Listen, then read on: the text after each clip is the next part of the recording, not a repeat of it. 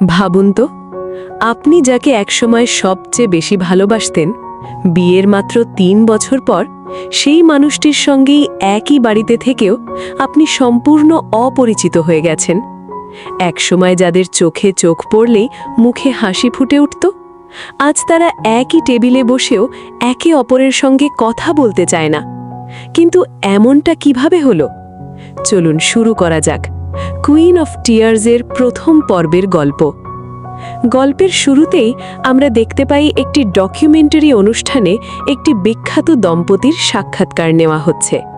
এই দম্পতি হলেন ব্যাক হিউন ভু এবং হং হে ইন। বাইরে থেকে দেখলে তাদের জীবন একদম নিখুঁত।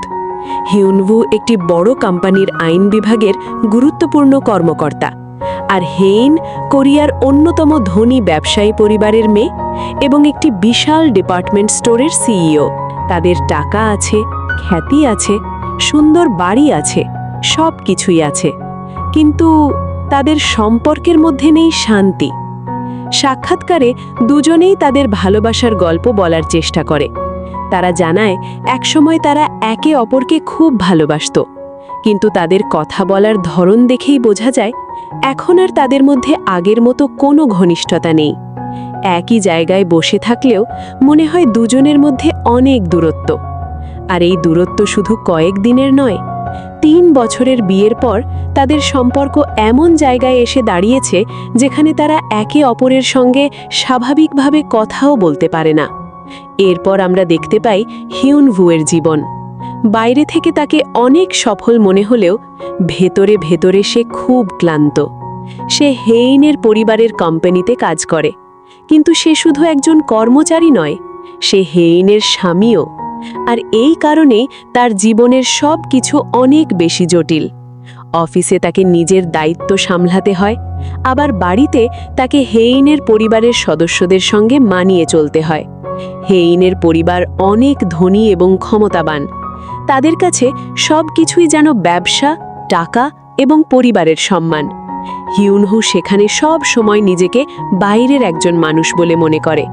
সে হেইনের স্বামী হলেও মনে মনে সে বুঝতে পারে এই পরিবারে তার নিজের জায়গাটা খুব শক্ত নয়। তার ওপর হেইন অফিসে খুব কঠোর।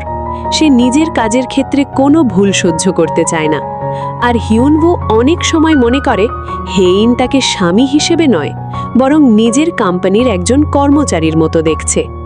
হিউনভু এবং হেইন একই বাড়িতে থাকে, কিন্তু তাদের জীবন সম্পূর্ণ আলাদা। তারা আলাদা ঘরে ঘুমায়, খাবারের সময়ও খুব বেশি কথা বলে না। একজন কি করছে অন্যজন তার খোঁজও নেয় না।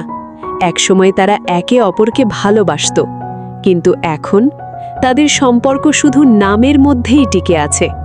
বাইরের মানুষ তাদের দেখে ভাবে তারা খুব সুখী, কিন্তু বাস্তবে তাদের বিয়ে ধীরে ধীরে ভেঙে যাচ্ছে। হিউনভু মনে করে হেইন তাকে কখনো বোঝার চেষ্টা করে না, আর হেইন এমনভাবে আচরণ করে যেন তার কোনো অনুভূতিই নেই। কিন্তু সত্যিই কি তাই, নাকি সে নিজের অনুভূতিগুলো লুকিয়ে রাখে?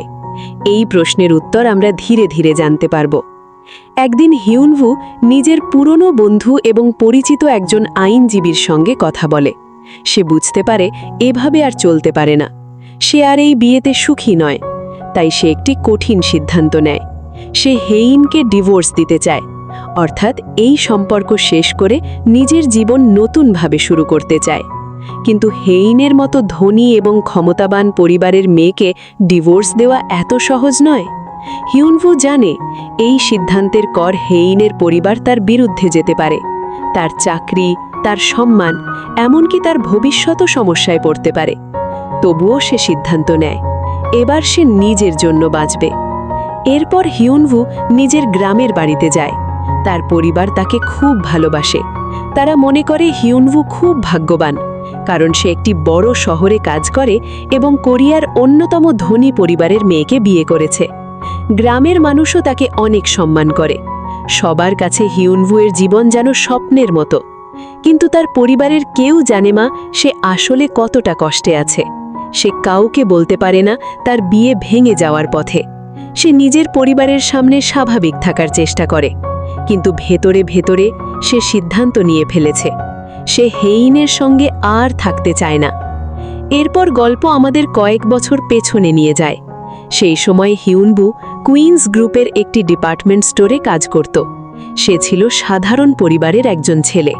তার জীবন ছিল খুবই সহজ। একদিন সে একটি মেয়ের সঙ্গে পরিচিত হয়।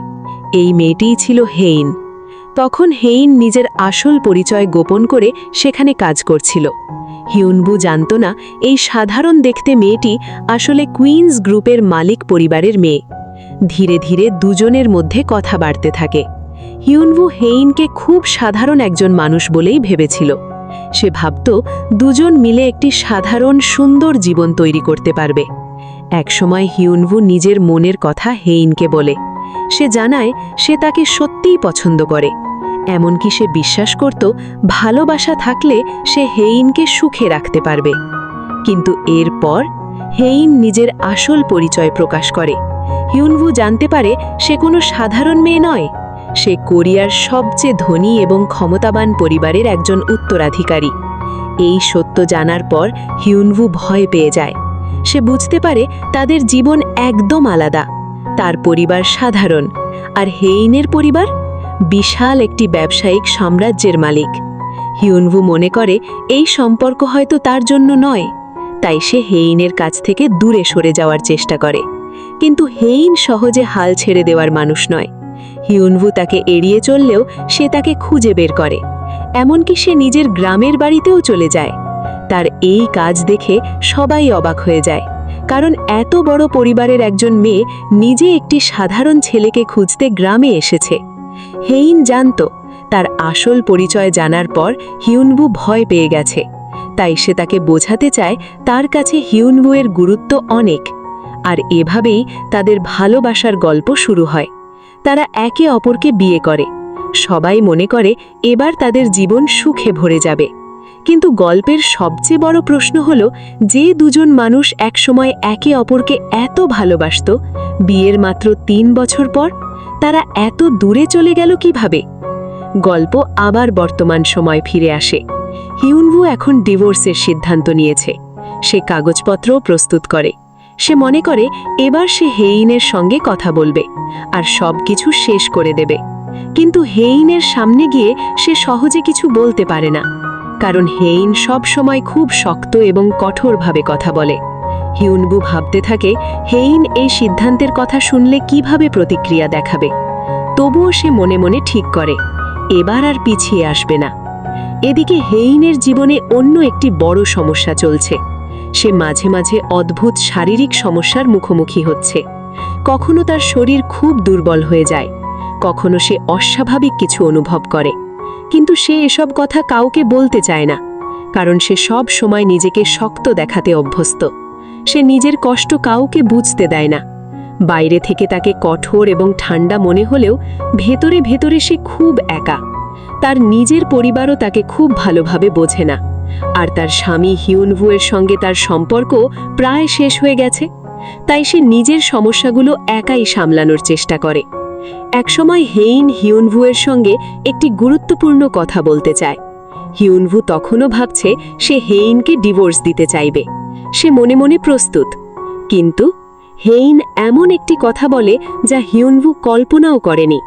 হেইন জানায় তার শরীরে একটি গুরুতর সমস্যা ধরা পড়েছে। ডাক্তাররা তাকে জানিয়েছেন তার হাতে খুব বেশি সময় নেই।